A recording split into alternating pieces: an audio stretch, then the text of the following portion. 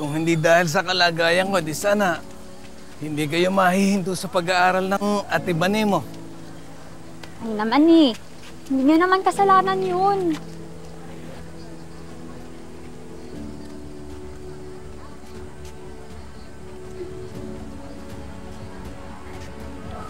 Tay, bumalik po kaya ako sa pag-aaral. Total, may racket na naman po ako sa Divisoria. Oo nga, sa bagay, hindi pa naman huli ang lahat. So parang nakakahiya pala, Tay. Ibig sabihin, mapasok ulit ako ng grade 4 eh. Ang laki-laki ko na. Naku, mawalang galang na po Pasensya na kayo. Hindi ako sa nagmamarites lang, pero kasi teacher po ako dito ng ALS. Feeling ko po matutulungan ko kayo. Gusto niyo po ba pag-usapan natin sa opisina namin? Tara, dito po.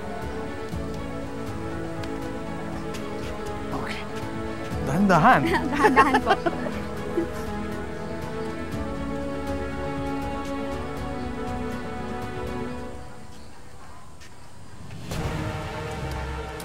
Huwag mo akong gawing tanga. Hindi mo iningatan to. Sinungaling ka? Ma'am, pwede ko naman kung kayo tulungan eh. Pero di nyo na kailangan pa maglabas ng baril. Ate, tama na yan. Huwag mong pagbuntanan ng galit yung rider. Sige na. Sige na, sige na. Sige na.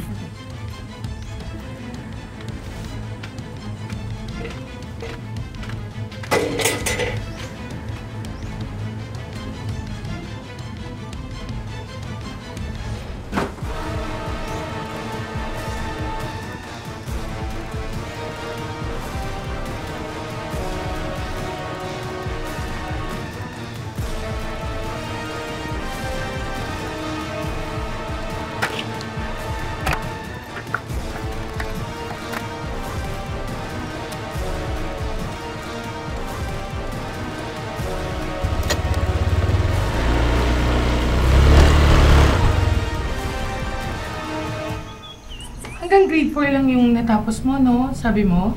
Opo, pero gusto ko po ipagpatuloy yung pag-aaral ko para makapag-high school na ako. Naku nak, pwede yan. May programa tayong tinatawag na ALS or Alternative Learning System na pwede kang mag-aral kahit na hanggang grade 4 lang yung natapos mo. Diretso ko na kagad ng grade 7. Tay, narinig niyo yun? Pag-asa na akong makapasok ng school at makadiretso ng high school.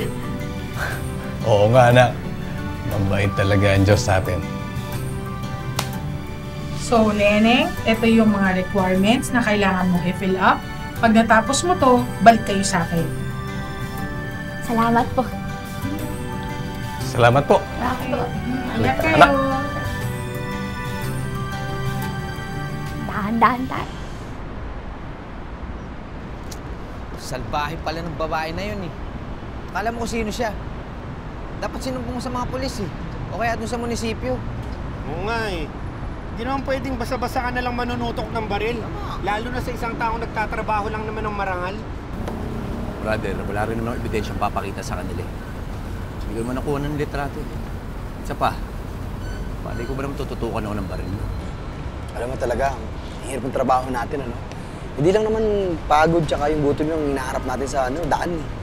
Pati yung pangmamaliit nila, tinitest din natin. Yun na nga eh. Nagtatrabaho lang naman tayo na maayos. Pero ang baba pa rin ng tingin sa atin ng ibang tao. Nagpapahatid o nagpapa-deliver sila pero akala nila sila ang nagmamayari sa atin. Kumain na nga lang tayo. Tara, kain tayo. Lumalamig oh. Lumalamig.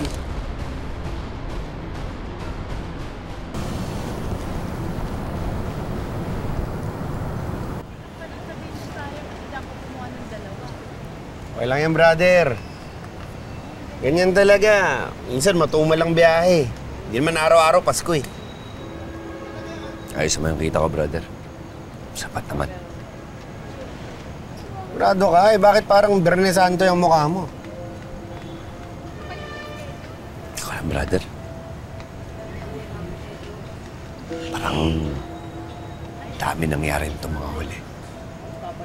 Masaya ako na naligtas ko si Bani, kapatid niya. Yung mga tao dun sa parang kailan na nasusunod. Pero, bakit ganun, brother? Buti pa ibang tao, kaya kong tulungan. Pero sarili kong mag-ina, hanggang ngayon wala pa rin akong lead sa kaso nila. Hanggang ngayon mailap pa rin sa amin ng hustisya. Brother, lahat naman ng nangyayari may dahilan. Huwag kang mawalan ng pag-asa. Kapit lang.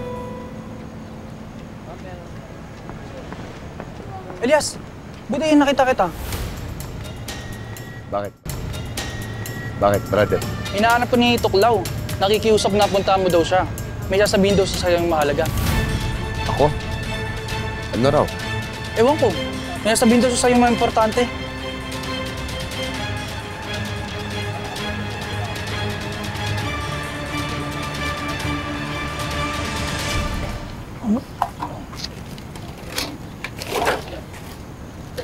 Oh, Herman. Neneng, saan ka galing? Ay, may binili lang ho sa labas, Lolo Sito. Ayos. Lolo Sito. Samantalahin ko na yung pagkakataong ito. Gusto sana naming makiusap ni Neneng na baka sakaling matulungan mo kami. Matulungan niyo kami ni Benji. Ano ba yun? Ha? Kasi po itong si Neneng, kailangan niyang maipasan niya yung exam niya para makapag-high school na siya.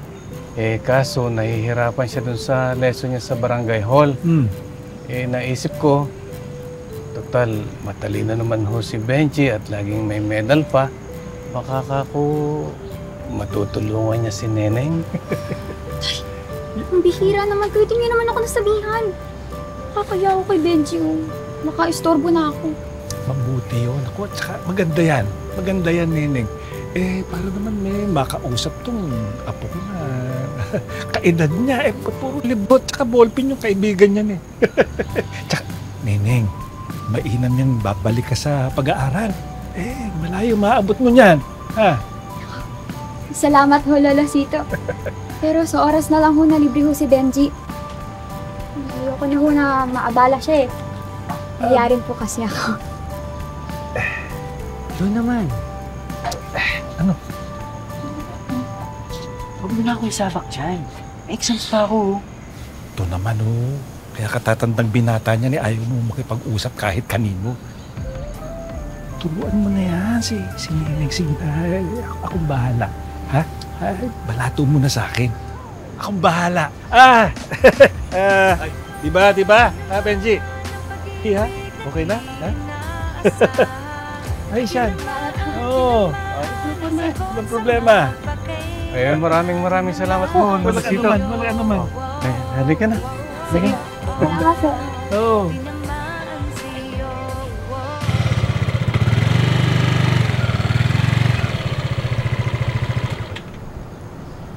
Nay, dahan-dahan lang po.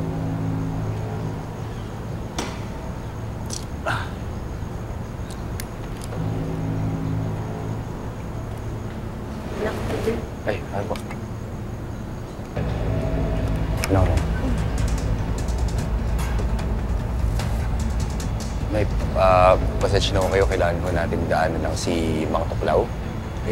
Sabi ko kasi, kailangan daw ko akong makausap Pero mamaya ihatid ko kita sa tindahan. Anak, pinapaalala ko lang sa'yo, ha? Loyal yan kay Kapitana. Baka problema na naman yan. Elias, tinatawag kita para hindi makipag-away.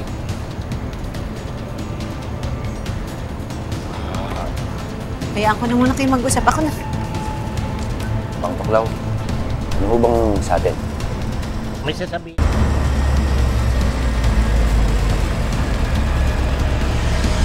Dito po ba yung barangay hall ng Palangga? Opo, ma'am. Dito po yung barangay hall ng Palangga. Magsaseta po kasi kami ng booth para sa gift-giving ni Congressman Marcelo at ng anak niya si Sir Dante para sa mga riders. Kasama ko po sila ngayon.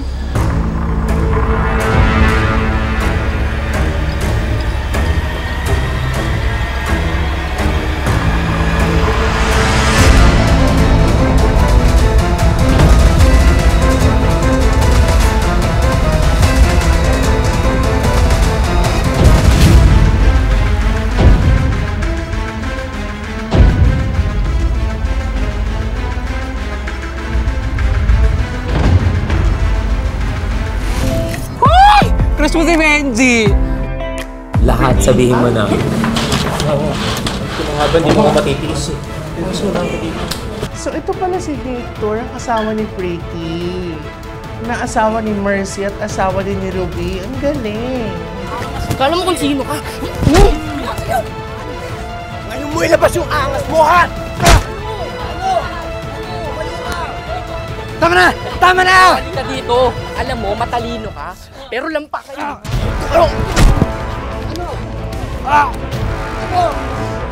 Tama na! Salamat po. Salamat po.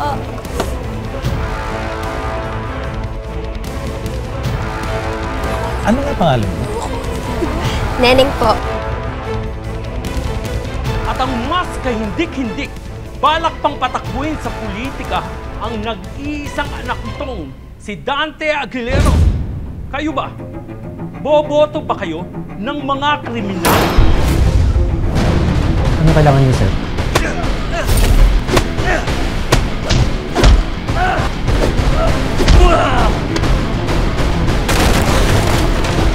May gusto ulit akong ipahanap sa'yo.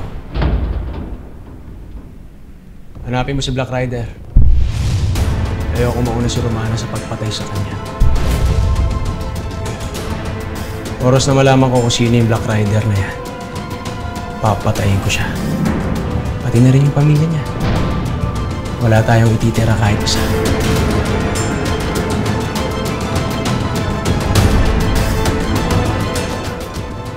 Halika naman. Elias, may sasabihin sana ako.